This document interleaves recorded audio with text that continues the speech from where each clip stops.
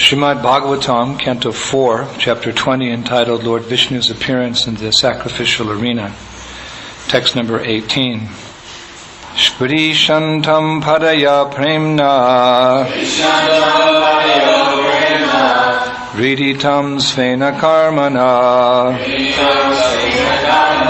Shita Kratum Parishvajya Vidvesham Vishasarjaha. Translation. As King Indra was standing by, he became ashamed of his own activities and fell down before King Prthu to touch his lotus feet. But Prthu Maharaja immediately embraced him in great ecstasy and gave up all envy against him for his having stolen the horse meant for the sacrifice. Purport. There are many cases in which a person becomes an offender to the lotus feet of a Vaisnava and later becomes repentant. Here also we find that although the King of Heaven, Indra, was so powerful that he accompanied Lord Visnu, he felt himself a great offender for stealing Prthu Maharaja's horse, which was meant for sacrifice. An offender at the lotus feet of a Vaishnava is never excused by the Supreme Personality of Godhead. And there are many instances illustrating this fact. Ambarisa Maharaja was offended by Durvasa Muni, a great sage and mystic yogi, and Durvasa also had to fall down at the lotus feet of Maharaj Ambarish. Indra decided to fall down at the lotus feet of King Prthu, but the king was so magnanimous a Vaishnava that he did not want Maharaj Indra to fall down at his feet. Instead, King Prthu immediately picked him up and embraced him, and both of them forgot all the past incidences. Both King Indra and Maharaj Prthu were envious and angry at each other, but since both of them were Vaishnavas or servants of Lord Vishnu, it was their duty to adjust the cause of their envy. This is also a first-class example of cooperative behavior between Vaishnavas. In the present days, however, because people are not Vaishnavas, they fight perpetually amongst one another and are vanquished without finishing the mission of human life. There's a great need to propagate the Krishna conscious movement in the world, so that even though people sometimes become angry and malicious towards one another, because of their being Krishna conscious, such rivalry, competition and envy can be adjusted without difficulty. This sounds like a perfect verse for His Holiness Radhanath Swami. So in this verse it is stated that King Prthu, that great Shaktavesha avatar, set a perfect example for all Vaishnavas by forgiving King Indra for the offenses that he had committed to his Prthu Maharaja's feet. Sometimes it is that a devotee will be offended by others. It's clear how a devotee may be offended by non-devotees who, being envious of God, are also envious of God's representatives. As we said the other day, a devotee naturally reminds you of Krishna. That's why devotees purposefully like, as far as possible, to dress in Vaishnava attire with kantimala, tilak, etc., whenever possible, because it reminds people of Krishna. But the non-devotees don't appreciate that, so they may sometimes offend a devotee. But also, it's possible that sometimes devotees offend other devotees. Why? Because there are very few pure devotees in this world.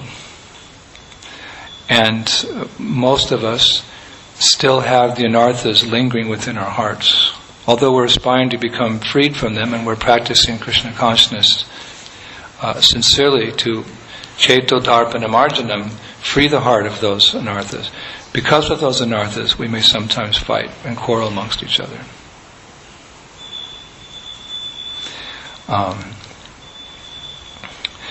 But if a devotee is offended, he should not hold a grudge.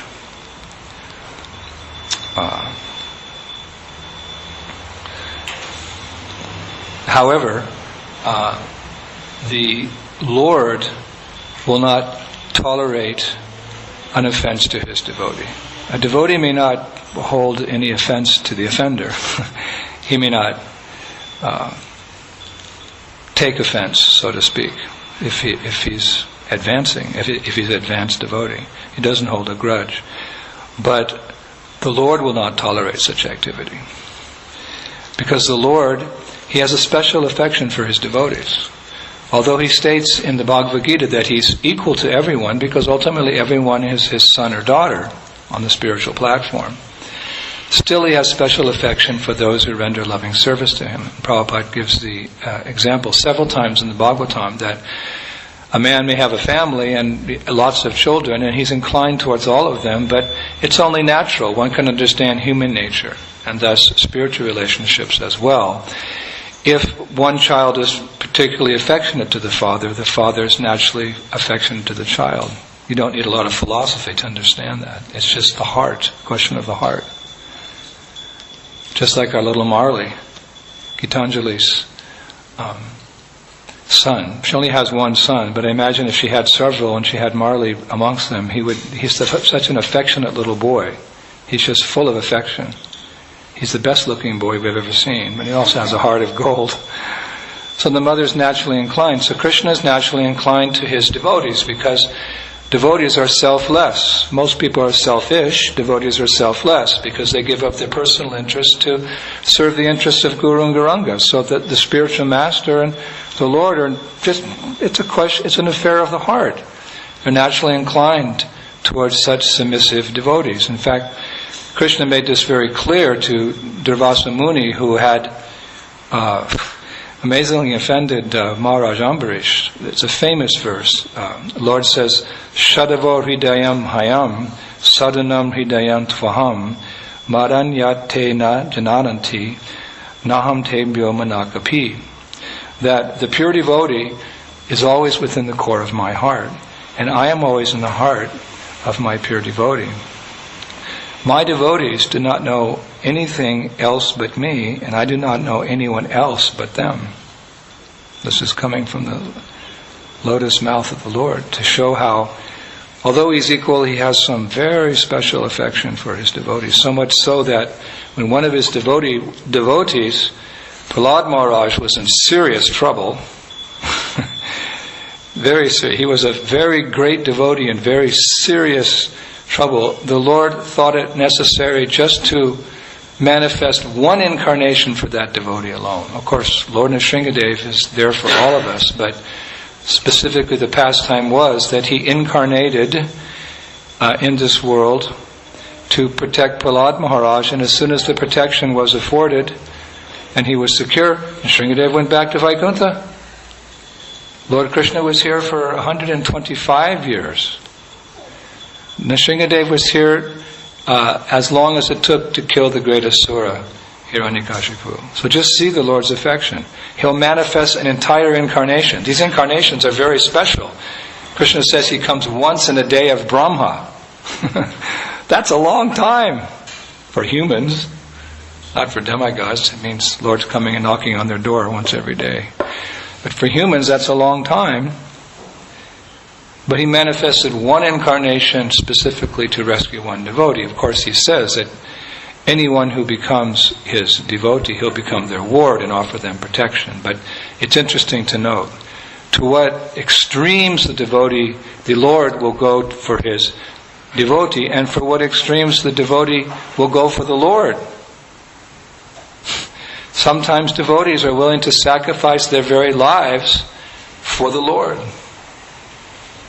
There's historical incidents in India where Vaisnavas gave up their lives to protect the deity of the Lord. They sacrificed. Someone may think, this is just a statue, how are you? But the devotee knows, my Lord, you are not a statue, you are directly the son of Maharaj Nanda.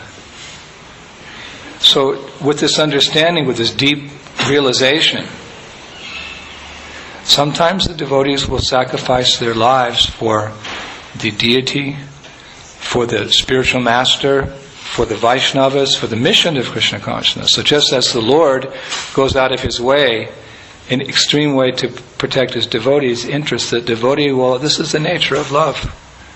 This can only actually be understood by Vaishnavas. The non-devotees have their pastimes in the same way, but the pure heart of the devotee, he gives himself to the Lord, and the Lord gives himself to the devotee. So Krishna says, the pure devotee is always within the core of my heart, and I am always in the heart of the pure devotee. My devotees do not know anything else but me, and I do not know anyone else but them. What a wonderful statement. So because the devotees are very dear to the Lord himself will not tolerate any offenses. So the conclusion is that although the devotee may not take offense if we offend them, that doesn't give us the liberty to offend Vaishnavas. Particularly, we should take into consideration that the Lord will not tolerate, and there will be some reaction. Therefore, that offense of offending devotees through one's words, through one's mind, through one's words, or through physical actions, these are the three ways one can commit an offense. We discussed this a few weeks ago when we were analyzing the pastime of Prthu Muni approaching Brahma, Shiva, and Vishnu. We have to be very careful, especially in committing offenses to devotees. It's of the 10 offenses to the holy name, because our holy name is everything to us. It's our life and soul. It's our Savior. It's our deliverer. But if we offend the holy name, there's no chance for our being redeemed, for being saved. And the most grievous offense to the holy name is to blaspheme devotees who have dedicated their lives to preaching the glories of the Lord. That's called hatimata, or a mad elephant offense. Why do our acharyas label it a mad elephant offense? Because a mad elephant can destroy anything, practically. The acharyas give the example of a tea garden. A tea garden. I guess the British had their tea gardens. The little places where they would go and drink their tea in Calcutta. A little garden. And the plants are nicely manicured there, and the lawn is cut short, and there's tables and chairs, and it's all very nice. But if a mad elephant somehow stumbles out of the forest or out of the circus, or he's walking down the street and the mahant cannot control him, and he enters into the tea garden, well, the mad elephant destroys everything. I saw a bull destroy an entire market one time. We were having Harinam. We were with Prabhupada in Hyderabad, 1970s, and Prabhupada was there to install the big Radha Krishna deities and open the temple and the farm for all practical purposes. So we went on Harinam with Vishnu Jan Swami, downtown Hyderabad, and we were in a market having an ecstatic Harinam party, and two bulls came together, and they started this fight, and we saw them starting to fight, and then everybody ran out of the market, and we were thinking, why is everyone running? It's just a little fight between some animals. But within about 15 seconds we understood the power of bulls when they're fighting.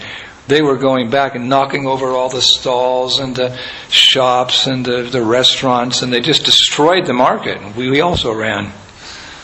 What to speak of an elephant? If an elephant comes into a tea garden, he's a mad elephant. Now, elephants get intoxicated, especially during the mating season.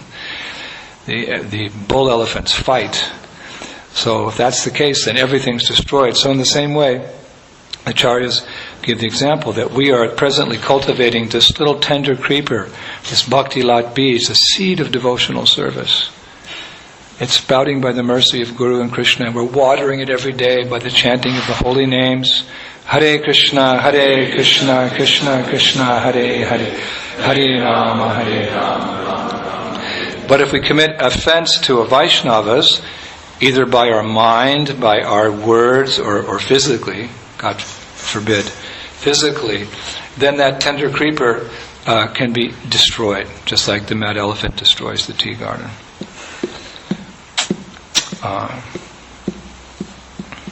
Now the possibility is there because we're neophyte devotees. Neophyte devotees are apt to make mistakes just like little children, although in their hearts they're Vaishnavas.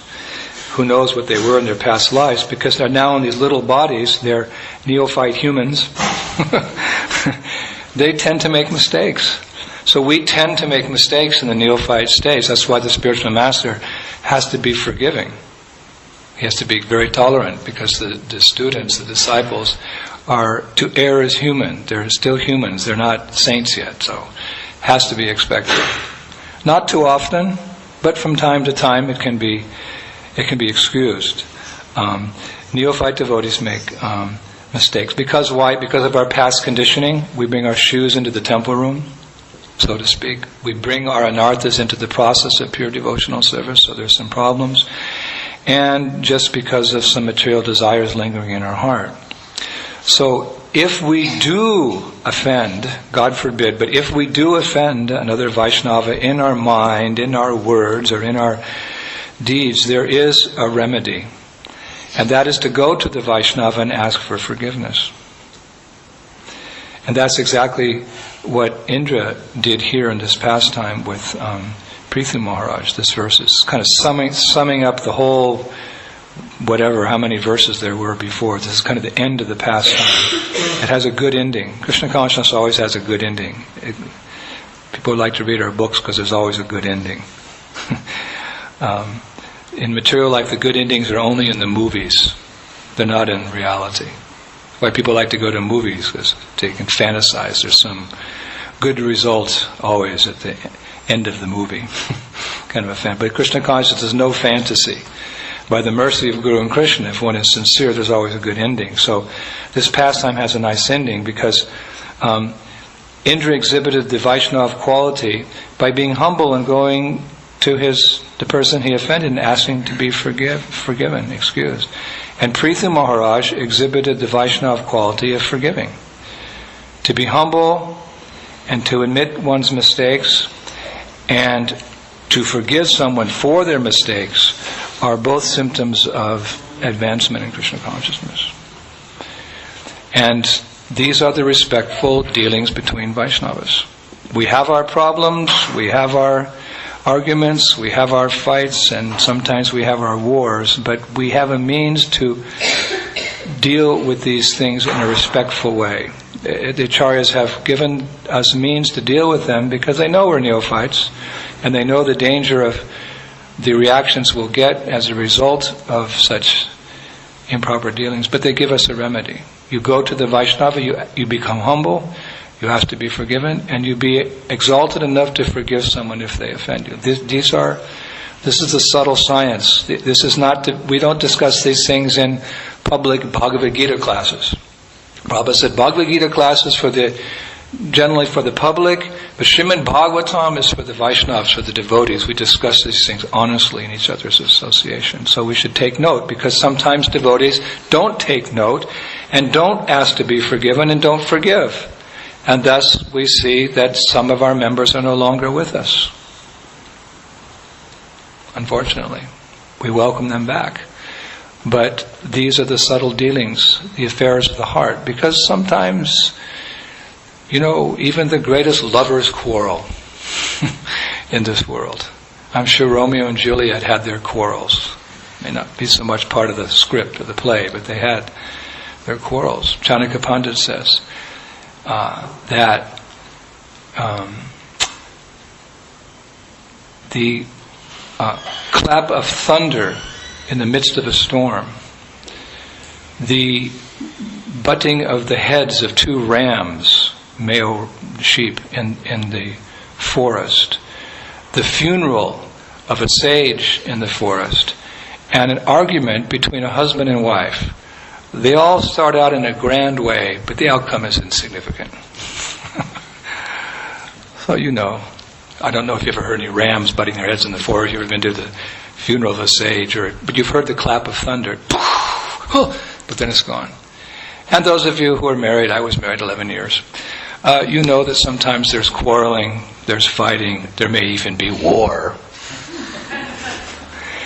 But because of the love between the Vaishnava husband and wife, it all turns out to be an insignificant thing like that. So also in our dealings as Vaishnavas, ultimately, we all love each other because we love Krishna. Two things equal to one thing are equal to each other. So because we all love Krishna, we all love each other, ultimately, and if we don't, then we have to dig deep and try to bring forth these Vaishnava qualities, learn them, become Vaishnavas. As Prabhupada said, a Vaishnava is a very special thing, a very special person. He said, I'm just trying to become a Vaishnava. So these are our dealings with each other, as noted in this beautiful verse from Srimad Bhagavatam. However, we should also note that a devotee is not only respectful to Vaishnavas. Let us broaden it to Hari, Guru, and Vaishnava.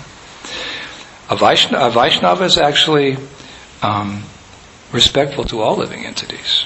This is how magnanimous he is.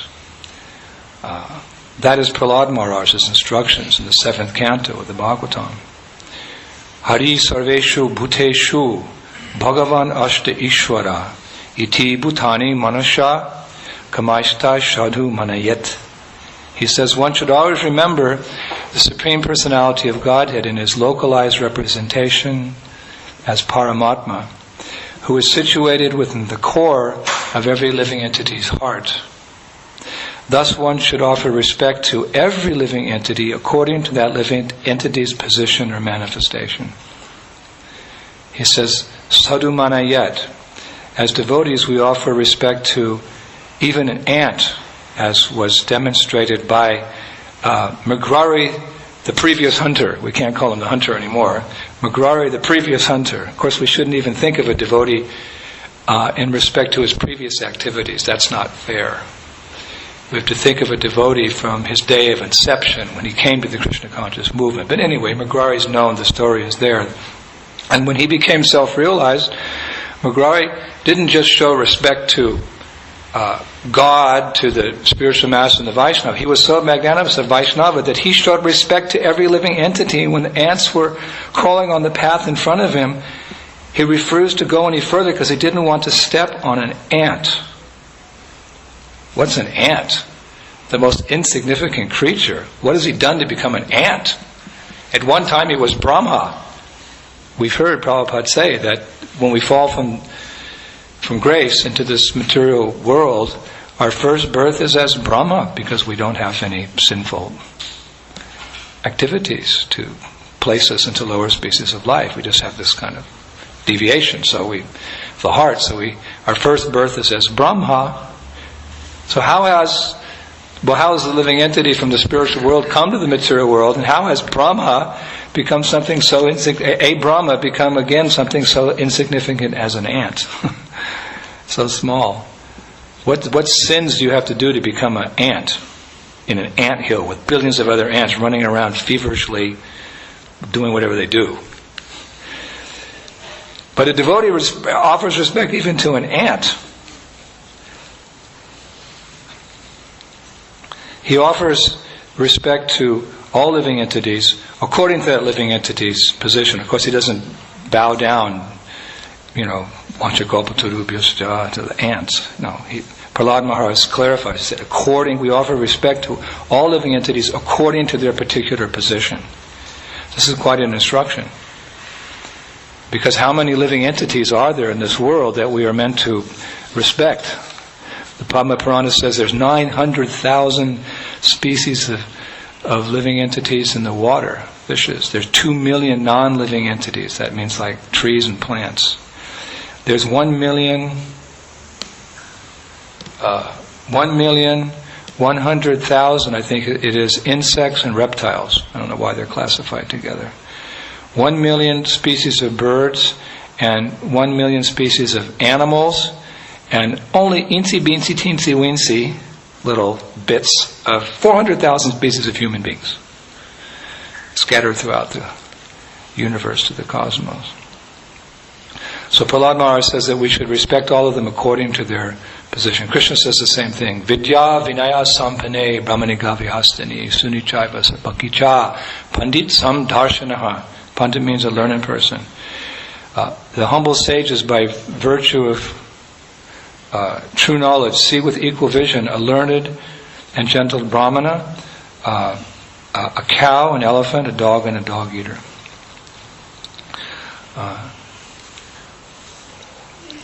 Essentially, we see everyone equally because we know that we have a common father. Krishna is the seed-giving father of all creation. So we discuss this openly in our public lectures, but it's good to repeat it. Repetition is necessary to understand. That we see all, how do we see all living entities equally and offer them respect? Because we know we're all part of one great spiritual family. We have one common father, Krishna. And Krishna says in the Gita, Sarva Yonushu Konteya Murtaya Sambhavanti Ya Tasham Brahma Mahat Yonir Aham Bija Padapita. That's the verse. It should be understood that all species of life, O son of Kunti, are made possible by birth in this material nature. I'm the seed-giving father. So, if he's the singular seed-giving father and everyone comes from him, then we're brothers and sisters. And Prabhupada would use this as he would call that the peace formula in the 1960s. There was war going on in America. Not in America, but in Vietnam. We were at war. And we were all talking about peace. And Prabhupada said peace means, instead of seeing the differences, you have to see what you have in common. What you have in common is that you're all brothers and sisters with one eternal Father. So a person who actually does that is called sadhu. Prabhupada said the criteria for a sannyasi who's renounced in the renounced order of life is that he displays the same affection for every living entity that he previously offered to his own family members. And we all know how much affection we have for our family members. In a good family, there's very strong feelings between family members. Just like there's a famous photo now on Facebook, several photos of Pratapana Prabhu and Braja Kumari running down the street back home. Many people have commented on those photos. There's 3 photos I took. And they're saying, oh, look what a happy family they are. And you've seen, we all call Pratapana Daddy. Because Braja Kumari calls him Daddy with such affection. Very strong affection is there, and rightfully so. It's a devotee family. And there's a very natural love between the father and the daughter, between the mother and the daughter, or the son, whatever, in a good family. What to speak of a Vaishnava family? But just consider that one in the renounced order who's renounced quote-unquote mundane family life for the service of the Lord to travel around the world, or the universe, or the cosmos, or whatever, to preach Krishna consciousness. That person is meant to have that same amount of affection for every living entity. As the daughter has for the father has for the daughter, the preacher, one, not just the sannyasi, but the one a devotee of Lord Chaitanya, who's naturally renounced because of his attachment to Hari Guru and Vaisnava. He's renounced because he's so attached to Krishna, he's so attached to the spiritual master, he's so attached to the Vaishnavas that his attachments to this world just fall away. And that Vaishnava has as much affection for, theoretically, hopefully one day, as Bhaktivinoda Thakur says, when will my compassion for all fallen souls manifest? And with a lowly heart I'll go out to preach the divine command. That devotee has as much affection for anyone walking down the street as he had previously for his family members. What an exalted state. Therefore Bhaktivinoda Thakur prays for it, because these things don't come mechanically. It's not like a recipe, you put all the things together and then you get the cake.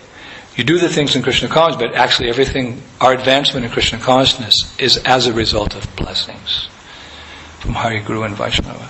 So Bhaktivinoda Thakur is showing us the way to develop these advanced qualities. When will my compassion for all fallen souls manifest? And with a lowly heart, in a spirit of humility, I'll go out to preach the divine command. So this is the vision that Prahlad Maharaj is encouraging us to have this vision of equality, as Krishna also says, this vision of equality for all living in samadharshinaha, to see everyone with an equal vision. Of course, according to their position, Prahlad Maharaj says, and Prabhupada gives an analogy, he develops that point, that we see everyone equally, but according to their position. And Prabhupada, he says, like, the tiger's my brother because we have the same father, but I don't rush forward to embrace the tiger because of his position. Although as living entities we're equal, we're situated in different bodies because of our past pious and impious deeds. So we don't, rush forward to embrace, neither do we rush forward to embrace just anyone and everyone on the street. Even in your immediate family, you may have one brother who is a professional lawyer, you may have a brother who's a serial killer.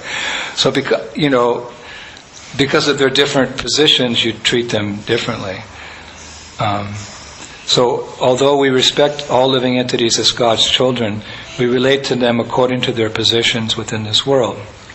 For the most part, we just live alongside most living entities. We have little or nothing to do with them. That means like the 900,000 species living in the water, we don't make a special attempt to go scuba diving to give the fish some prasadam or something like that. 2 million trees and plants, 1,100,000 insects and reptiles. We respect them, but our natural relationship is that with other human beings.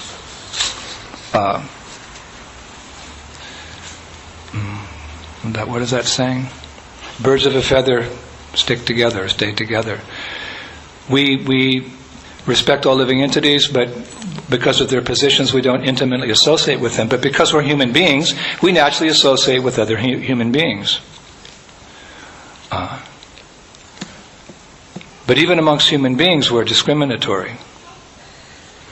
Because life is short, and then you die. So we want to associate with those human beings whom we can get the maximum, or we can get the most benefit from their association, and we know that very clearly. Sadhu Sangha Sarva Shristokoi Lavamatta Sadhu Sangha Sarva Siddhi Hoy. What is the verse of Asat Sangha Tyaga E Vaishnavachara Sri Sangha Ekasara Krishna Bhakta Ara? That as we associate with devotees, we avoid the association of non-devotees. Or as it's stated, Acharyam evaharaya pujam shraddha yehate nadtad bhakteshu chanyeshu sadbhakta prakrita smita. That we should love and honor our Lord with all our heart and soul. We should make friendship with His devotees. We should preach to the innocent, and we should avoid the demoniac. This narrows down our association. Although we're very respectful to everybody, all the 900,000 whatevers and 1,100,000 whatever like that, We narrow it down to human beings, and amongst human beings, we avoid the demoniac. We go out and preach to the innocent. We're careful to avoid the association of non-devotees. So basically, we're interested, for the most part, in associating with devotees. The most of our time we spend with each other. A family that prays together stays together. What did Bhakti Chaitanya Maharaj said? A family that dances together advances together. We respect everybody, but we have our family. Blood is thicker than water. Right? Blood is thicker than water. Blood, meaning by blood relationships. If there's a fire and there's a nursery school there and you're the teacher and your kids are there, blood is thicker than water. You immediately go for your own children, then you go back in for the others, if possible. So we have our clan, so to speak. We have our Vaishnavas, our association, and we take great pleasure in associating with each other. We spend most of our time. But even then we're a little selective, aren't we? For the different kinds of devotees. There's beginners, and there's intermediate, and there's advanced. The neophyte devotees, we offer our association to them and help them come up to our level.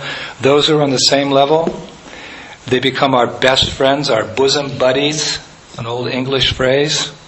He's my bosom buddy.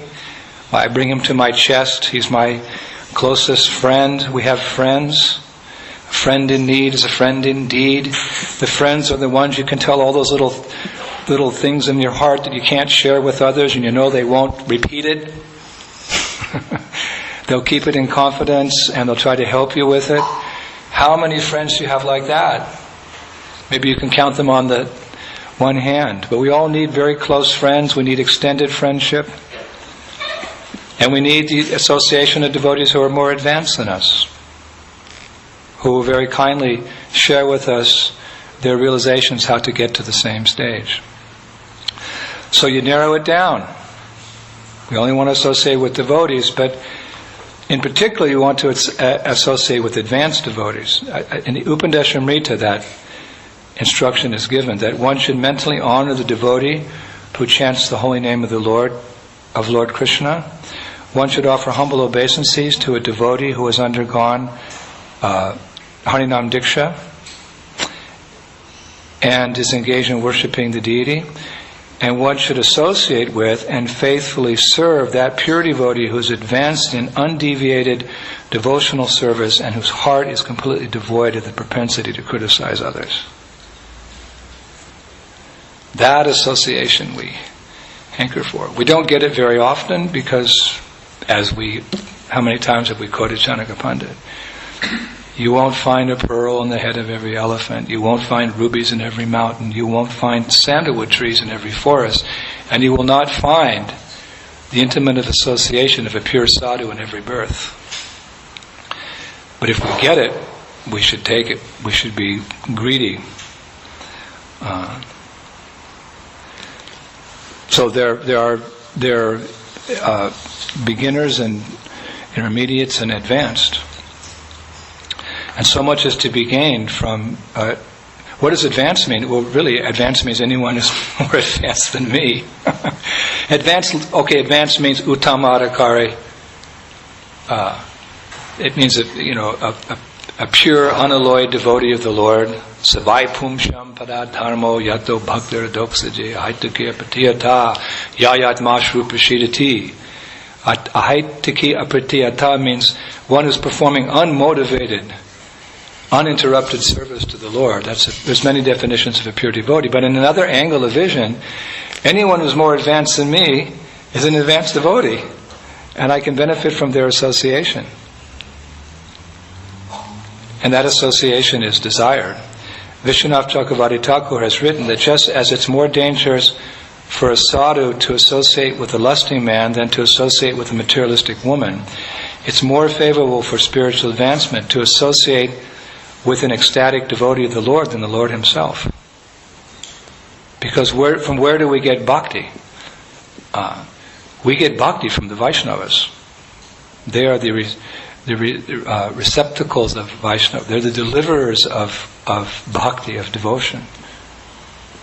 They have bhakti and they're willing to share bhakti. One time a devotee said to Prabhupada, "Prabhupada, everyone loves you." Prabhupada smiled. He said, "Yes, that's because I love everyone." This is a Vaishnava. So we desire that association because even lava matra. So we narrow it down.